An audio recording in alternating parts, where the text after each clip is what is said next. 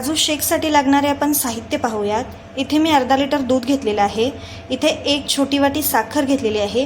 हे काजू बदामचे काप, चेरी, 2 चमचे काजूची पूड, 2 चमचे कस्टर्ड पावडर, 2 चिमूट वेलची पूड। आता मी हे अर्धा लिटर दूध तापत ठेवलेलं आहे।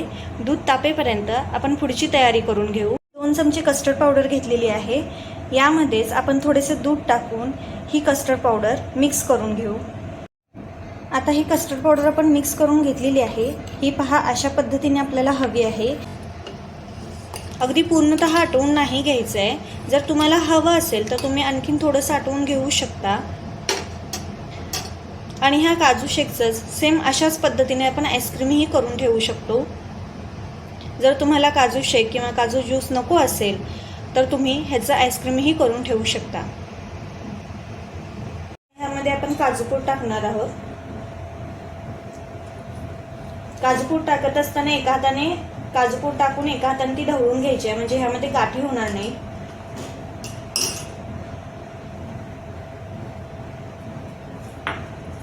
आता हे थोडंसं शिजू द्यायचं आहे। एक उकळी येऊ द्यायची आहे। त्यानंतर ह्यामध्ये साखर टाकून घ्यायची आहे।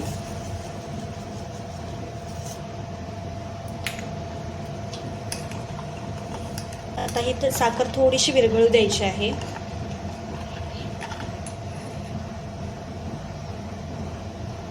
त्यानंतर हे घेतलेले काजू बदामाचे काप ह्यामध्ये टाकणार आहोत। ह्यामध्ये थोडेसे आता काजू बदामाचे आपण काप टाकणार आहोत आणि बाकीचे सजावटीसाठी ठेवणार आहोत। तुम्हाला हवं असेल तर तुम्ही टाकू शकता किंवा हे स्किपही करू शकता। त्याला पुन्हा एकदा उकळी आलेली आहे। आता यामध्ये आपण कस्टर्ड पावडर टाकणार आहोत। कस्टर्ड पावडर पुन्हा एकदा टाकताना ही पुन्हा अशी पूर्णपणे हलवून टाकायची आहे किंवा कस्टर्ड पावडर खाली राहते, त्यामुळे आता ह्यामध्ये आपण कस्टर्ड पावडर टाकूया।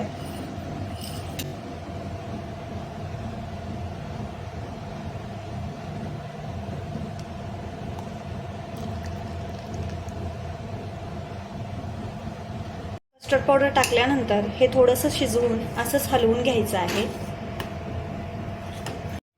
हे अशा पद्धतीने असं थोडंसं दाटसर घट्ट असं होईपर्यंत आपल्याला हे हलवून घ्यायचं आहे।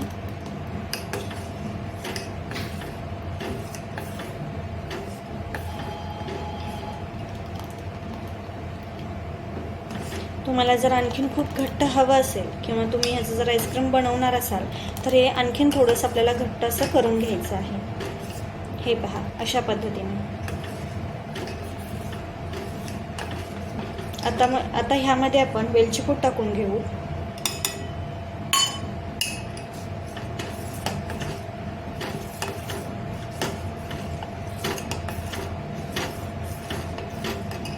थोडेसे चेरी,